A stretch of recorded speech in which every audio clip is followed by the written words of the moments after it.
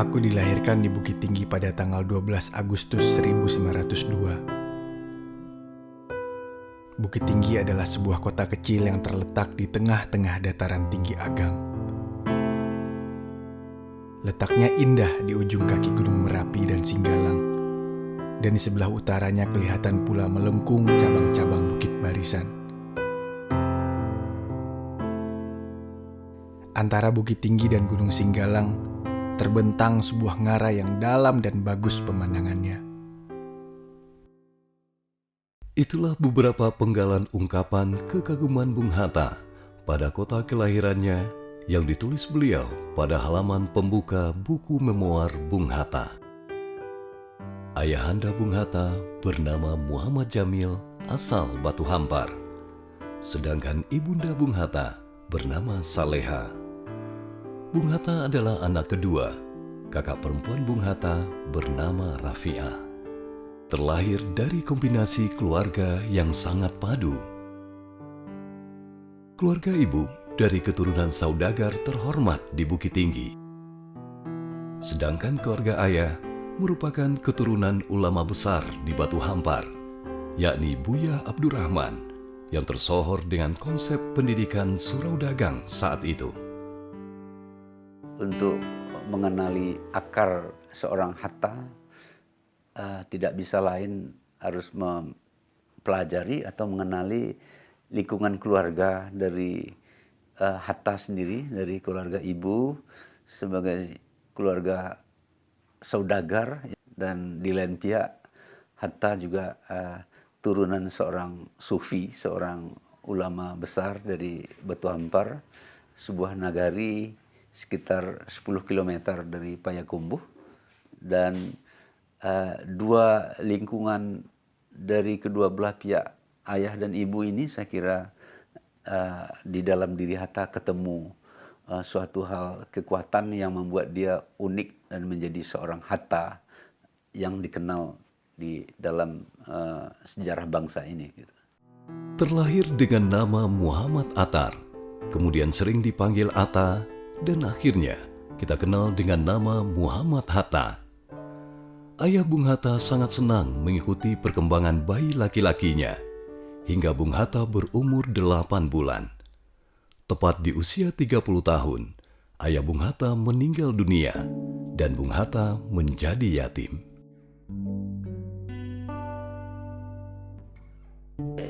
Muhammad Jamil udah mati 30 tahun lebih sekitar. Bapak mati, Bung Hatta jual mama di Bukit Tinggi. Sekali-sekali datang untuk empat.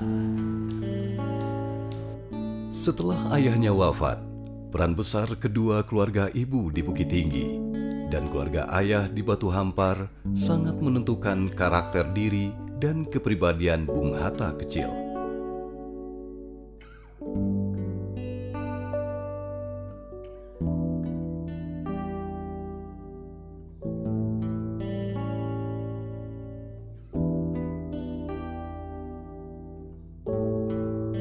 Hatta kecil terdidik dalam pola asuhan keluarga urban perkotaan yang disiplin dan terdidik, serta dibekali nilai-nilai keislaman yang mendasar dari keluarga sang ayah.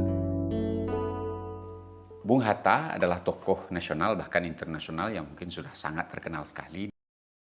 Namun ada sisi lain, bagaimana Bung Hatta itu tidak menjadi seorang yang besar begitu tiba-tiba saja. Namun demikian masa kecil dari Bung Hatta ini perlu juga kita lihat sebagai suatu akumulasi daripada perkembangan intelektual Bung Hatta itu sendiri.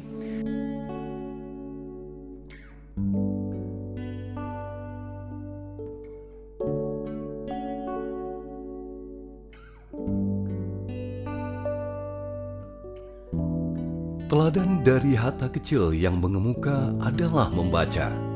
Hatta kecil belajar membaca bahkan sebelum masuk usia sekolah. Kegemaran ini tumbuh karena dukungan keluarga, terutama keelokan sang kakak Rafiah yang senantiasa senang mengajari adiknya membaca.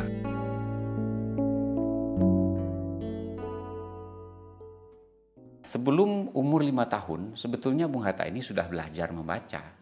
Beliau berhitung, membaca, yang ditemani oleh kakaknya Rafi'ah. Kebiasaan atau perilaku yang menonjol di generasi Hatta kecil itu ialah memang kegemaran membaca. Dalam kaitan kegemaran membaca ini menurut saya itu dipengaruhi oleh dua hal ya. Satu, memang iklim pendidikan yang mulai bangkit di zaman kolonial, itu politik etis namanya di masa itu mulai membangunkan kebangkitan kesadaran membaca anak-anak di saat bahan bacaan yang sangat terbatas. Jadi biasanya barangkali untuk melihat koran terpapar dimanapun itu barangkali seperti melihat barang ajaib yang mewah yang tidak mudah dijumpai gitu ya. Bagi Hatta kecil, bahan bacaan cukup banyak di rumahnya. Mungkin tidak fasih, namun kebiasaan membaca dan mengeja dimulai dari koran dan buku-buku koleksi sang kakek.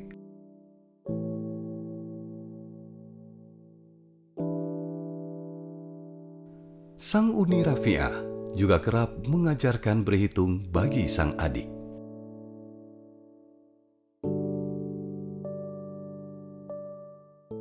Sekolah itu sebagai sebuah lembaga modern yang bergengsi.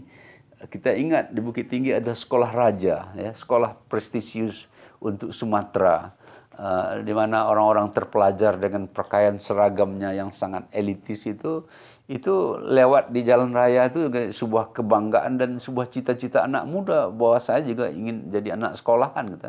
Apalagi oleh seorang Hatta yang memang sudah memiliki kebiasaan membaca sejak kecil. Hatta kecil telah merasa yakin untuk memasuki jenjang pendidikan dasar. Di kala itu, salah satu syarat untuk dapat menempuh pendidikan dasar adalah usia 6 tahun. Karena pencatatan kelahiran belum secanggih zaman sekarang, maka ada cara lain untuk mengetahui seseorang telah bisa masuk sekolah. Ketika dia mau masuk sekolah pada zaman Belanda itu ada syarat khusus yang mesti dialami oleh seseorang yang ingin masuk sekolah. Antara lain adalah umur. Nah, umur waktu itu harus 6 tahun. Dan kemudian ada cara juga yang unik yang waktu itu diberlakukan adalah menyentuhkan jari tangan kanan ini ke telinga kirinya. Apabila telinga kirinya sudah terjangkau oleh jari-jari tangan kanannya, maka itu mereka sudah dapat masuk sekolah. Setelah dicoba untuk menyentuhkan tangan kanannya ke telinga kirinya, ternyata jari-jari Hatta tidak sampai. Dan dia sangat sedih waktu itu. Hatta sedih karena dianggap belum cukup umur untuk memulai pendidikan di sekolah rakyat. Seluruh keluarga pun turut sedih. Namun sang kakek terus berjuang agar Hatta kecil bisa segera bersekolah. Kesedihannya itu dia sampaikan pada gaibnya, sehingga gaibnya menyampaikan bahwa belum masanya untuk belajar sekolah formal. Sehingga dia belajar sama kakaknya, kemudian juga dia belajar ke Surau Nyak Jambe. Bung Hatta memulai pendidikan dasar agama kepada seorang ulama besar di zaman itu bernama Syekh Muhammad Jamil Jambe yang mendirikan surau yang dikenal dengan Surau Nyak Jambe, tidak jauh dari rumah Hatta. Surau adalah tempat ibadah sholat 5 waktu. Ukurannya lebih kecil dari masjid, biasa disebut dengan musala. Di Minang, akrab dipanggil dengan surau. Bagi anak laki-laki Minang, surau adalah tempat pertama setelah keluarga untuk belajar mengaji dan falsafah hidup. Di surau, anak laki-laki bertemu teman sebaya dan berinteraksi sosial dengan generasi tua dalam hal berbagi ilmu dan pengalaman hidup. Ulama mengajarkan mengaji dan pendalaman Islam. Nini Mama mengajarkan budaya dan adat.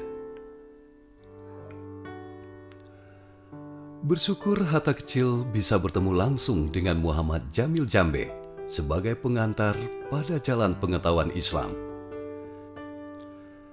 Syekh Jamil Jambe belajar ke Mekah dan berguru pada Syekh Ahmad Khatib Al-Minangkabawi, Imam Besar Masjidil Haram dan guru besar Islam yang tersohor di Mekah di kala itu.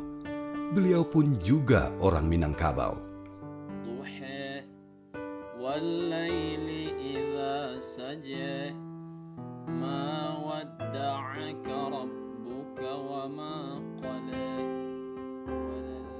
Kekaguman dan rasa terima kasih Bung Hatta kepada Syekh Jamil Jambe diabadikan beliau dalam buku memoar.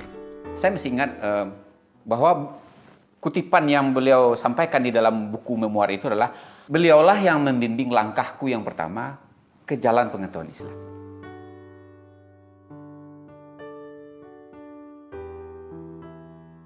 Penanaman nilai agama dan etika pada anak-anak menjadi fondasi sebelum para anak memulai petualangan pencarian jati diri, termasuk Hatta. Menurut saya memang soal tata krama ini sudah dibina dari kecil loh. Etik ya. Sopan kesantunan itu ya. Itu memang hanya bisa diciptakan di waktu kecil. Tidak setelah SMP pun itu tidak mempan lagi. Itu teori loh yang mengatakan. Itu sama dengan tanam bambu. Masih dalam merabuang, ini masih bisa dibantu saya. Tapi kalau menjadi berueh bambu, ini tidak bisa dibantu oleh gitu. Berselang beberapa waktu setelah Hatta memulai pendidikan agama di Surau Inyek Jambe, Hatta pun diterima bersekolah di ILS, sebuah sekolah elit Belanda.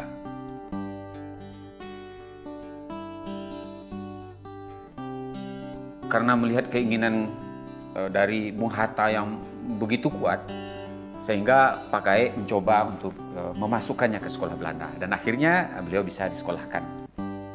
Pendidikan formal dan surau yang diperoleh Hatta kecil makin lengkap dengan jalinan silaturahmi yang baik dari keluarga Bukit Tinggi di Aua Tajungkang dengan keluarga ayah di Batu Hampar.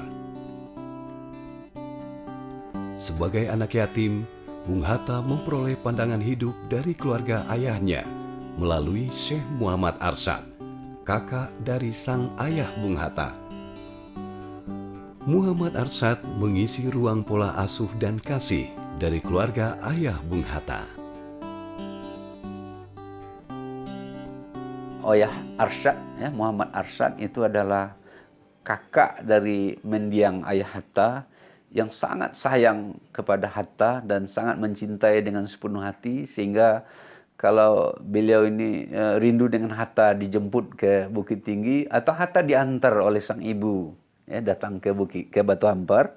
Jadi kedekatan hubungan Hatta dengan Arsyad ini sebagian dilukiskan di dalam memoir itu, dan dia ingat betul dengan wajah ayah gaeknya ini yang jernih, putih bersih dan tulus, dan tampak betul di situ bagaimana dia mendambakan seorang Hatta menjadi orang baik di masa depan.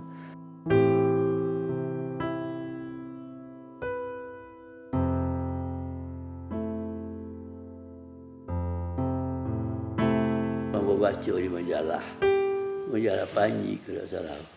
Dia nasihatnya tu supaya dia buat Hatta pertama kuat memegang agama. Yang kedua jujur. Kejujuran datuk bapak kakek itu menurut kakeknya. Dia datang tentu diingatan waktu umur 6 tahun dia pergi ke sana, itu kan berarti belum usia sekolah gitu ya, atau mulai akan sekolah atau sudah mulai, itu mulai dia secara teratur mengunjungi. Nah, jadi Hatta kemudian di waktu kedatangan itu suasana semarak oleh sang ayah gaib, dan dia ayah gaib seolah-olah meliburkan juga kegiatan yang lain, perhatiannya khusus diberikan untuk Hatta sambil dibawa bermain. Jadi Hatta tidak didrill sebagai masuk ke ranking harus belajar di sana di sini, tak dibawa dalam suasana bermain, dan kemudian secara beransur-ansur dimasukkan pandangan-pandangan nilai-nilai keagamaan itu, seperti termasuk di situ yang paling kuat tentu kehidupan membaca. Hatta juga sudah pasti diinspirasikan oleh sang ayah gaib bahwa membaca itu ternyata adalah suruhan agama juga. Bukankah kita tahu bahwa ayat pertama dalam kitab Al-Quran itu instruksi membaca, dan pastilah pensyarahan itu sangat mengena sekali oleh ayah gaib terhadap seorang Hatta.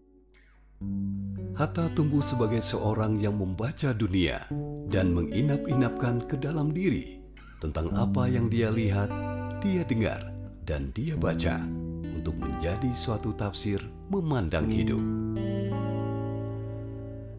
Ketenangan berpikir dan kebijaksanaan dalam setiap langkah yang dia tempuh tidak lain adalah buah dari pola asuh dan didikan yang dibekali pada Hatta semasa kecil. Saya pikir itulah yang menyebabkan dia mempunyai karakter yang terbangun sedemikian kuatnya sehingga dia menjadi seorang tokoh sampai saat ini. Dan mungkin sekolah formal tidak bisa diandalkan begitu saja tanpa adanya sekolah non formal dan lingkungan yang membangun karakter. Jadi bicara tentang masa kecil Hatta dan merefleksikan kepada kehidupan dia sudah menjadi seorang tokoh terkenal dalam sejarah bangsa ini, saya kira ada beberapa catatan kecil ya. Pertama, Hatta menjadi seorang Hatta karena memang keluarganya menanam. Jadi orang yang menanam memang berhak memanen. Yang banyak ini kan nggak nanam, tapi kepingin dapat panen gitu ya. Satu. Yang kedua, dia tidak hadir tiba-tiba atau mendadak bahwa Hatta sudah demikian saja lancar jalannya menjadi seorang anak kecil yang punya kesadaran tentang pentingnya membaca, dan orang tahu adat dan bisa memiliki tata krama dan etika sesama kawan sejawat atau sama orang tua sekeluarga. Jadi sedikit banyak dia juga sebetulnya menyerap nilai-nilai agama dan adat itu tersimpul dan terangkum sebetulnya dalam proses pendidikan surau, khususnya di Surau Batu Ampar ya, yang menurut saya tak sak lagi itu juga dia dapat di Surau Inyak Jambe di Awu Tejugang di tengah sawah di Bukit Tinggi. Muhammad Hatta adalah nama yang tak akan pernah hilang dari sejarah Republik Indonesia. Karyanya melalui buah pikir yang bijak telah mengantarkan negeri ini ke jalan yang terang. Membaca adalah warisan terbesar yang bisa kita petik. Keteladanan karena kefahaman terhadap nilai-nilai agama yang diperolehnya dari surau membuatnya selalu arif memandang jalan dan pilihan-pilihan dalam hidupnya.